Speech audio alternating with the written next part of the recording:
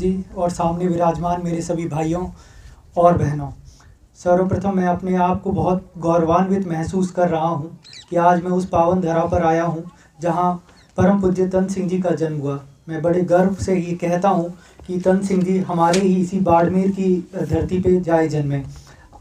जैसा कि हमसे पहले वक्ताओं ने बताया भी, तन सिंह साहब के बारे में लगभग सारी बातें बताई जा चुकी है।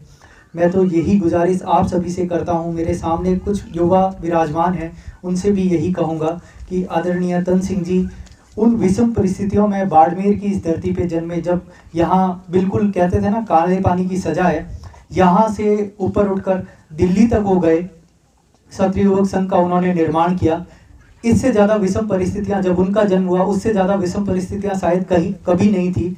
1924 में जब उनका जन्म हुआ और आज 2021 के बाड़मेर को देखें तो रात और दिन का फर्क हमारे इस शहर में, हमारे इस जिले में आ चुका है। पर उस विषम परिस्थितियों में भी उन्होंने कभी अपने इस बाड़मेर को नहीं भूला, कभी अपने संस्कारों को नहीं भूले और हमेशा यही कोशिश करी कि क्षत्रिय जाति में जिसमें हमारा जन्म हुआ, उस क्षत्रित्व को हम कभी नहीं भूलें और हमेशा सब एक दूसरे के साथ मिलजुल कर रहें। उन्होंने कभी किसी सिर्फ एक जाति की बात नहीं करी, उन्होंने हमेशा आगे बढ़ने की हमें बात कही, हमें सब लोगों के साथ में कैसे रहना है इस चीज़ की बात कही। तो मैं यही गुजारिश करूंगा कि हम उनके द्वारा रचित सारी किताबों को पढ़ें, उनके द्वारा बताए गए मार्ग पे चलें, तभी उन्हें सच्ची श्रद्धांजलि होगी। तन सिंह जी की लिखी हुई बहुत सारी किताबें पढ़ने का मुझे मौका मिला।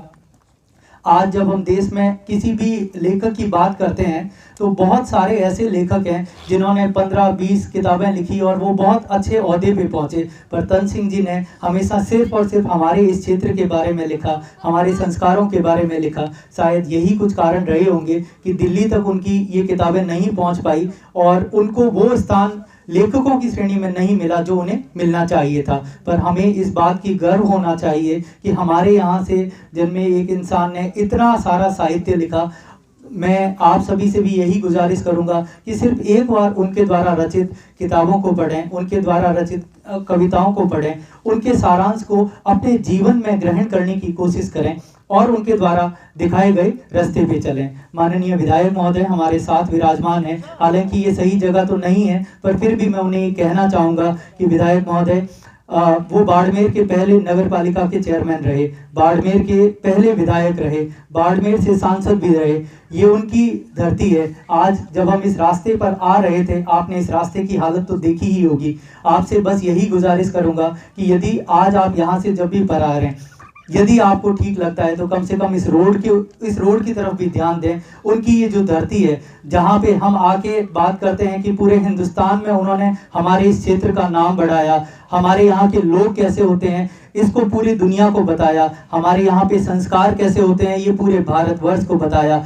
आप कम से कम उनके इस पवित्र स्थान को, जहाँ तक मैं जानता हूँ ऐसी महान आत्माएं जहाँ जहाँ जन्म लेती है, उस स्थान, वो अपने आप स्थान ही इतना पवित्र हो जाता है कि वहाँ की मिट्टी को भी यदि कोई सूंघ ले तो कहते हैं उसका जीवन धन्य हो जाता है। पर आपको लगता है इस रोड से कोई यहाँ तक आ पाएगा? मुझे उम्मीद है कि मेरी बातों के आप पे कुछ असर होगा और कम से कम इस रोड को, इस स्थान को आप कैसे डेवलप कर सकते हैं वो आप जरूर इसके बारे में विचार करें। जिस विधायक की कुर्सी पर आज आप विराजमान हैं, शायद वो पहले इंसान थे जिन्हें बाड़मेर का विधायक बनने का सौभाग्य मिला। आज आप उन्हीं की जगह पर विराजमान हैं। मैं उम्मीद करता हूँ कि आप उनके नाम से बाड़मेर में जो कुछ भी कर सकें, मेरी आपसे गुजारिश रहेगी कि आप जरूर ऐसा कुछ करें जिस इंसान ने हमारे नाम को, हमारे इस जगह के नाम को, हमारे संस्कारों को पूरे हिंदुस्तान में पहुंचाया, हम उस इंसान को क्या स्थान दे सकते हैं, आप अपनी तरफ से क्या कोशिश कर सकते हैं वो आप जरूर करें। युवाओं से और सामने विराजमान मेरे भाइयों बहनों से यही गुजारिश करता हूं कि उनके द्वारा दिखाए गए रास्ते पे चलें, जो उन्होंने हमें संस्कार सिखाए हम उस रास्ते पे चलें। धन्यवाद। जय हिंद, जय भारत।